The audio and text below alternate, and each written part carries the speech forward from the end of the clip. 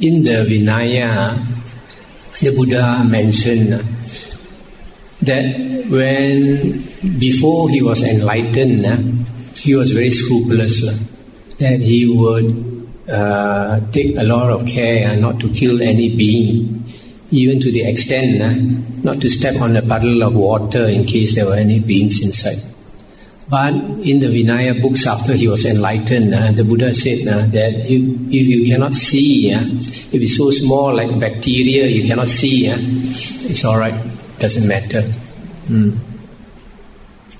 Sometimes we have to use our wisdom.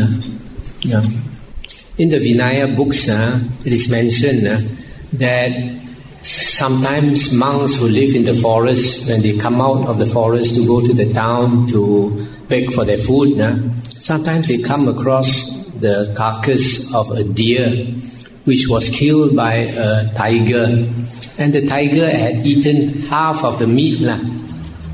Usually these tigers, when they eat a deer, it's too big to finish. They will eat as much as they can, and after that they have to wait for a few days for the food to digest before they can eat some more. So they will hang around that area so that in case to protect that deer from being eaten by other animals. But he wants to lay a claim on that deer. But sometimes these monks pass by and they see the deer half eaten and it's good meat, freshly killed. So they take that deer meat and they bring it back to the monastery to be cooked for the monks. So some monks started thinking, this is not right, because the tiger, having killed that deer, the tiger wants to eat the rest of the deer. So you take that deer meat from that tiger, it's like stealing from that tiger. So they complained to the Buddha. And what did the Buddha say? They say it's all right. It's all right to take from animals. What that indicates is that human life is more important than animal life. Human life is more important. That's why, like in the monk's precepts, if a monk kills a human being, he's automatically no more a monk. He has to be disrobed, and he can never ordain as a monk again in this lifetime. But if a monk kills a bird, it's a small offense. Or if a monk kills a dog, it's considered a relatively small offense that he has to confess to another monk. And then that matter is closed.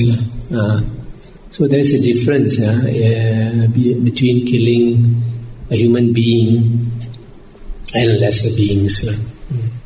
So to save a human life, I think bacteria is a very minor thing.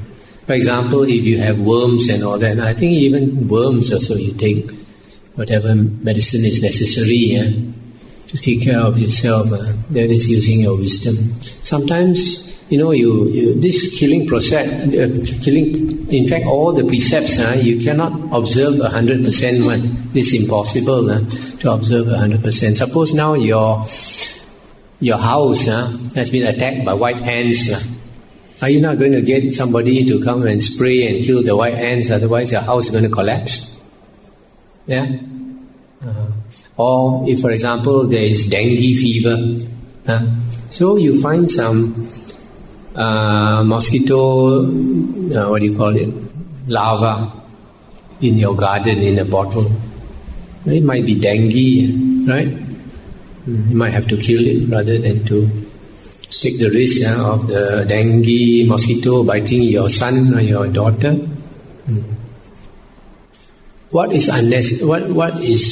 disallowed by the Buddha is unnecessary killing.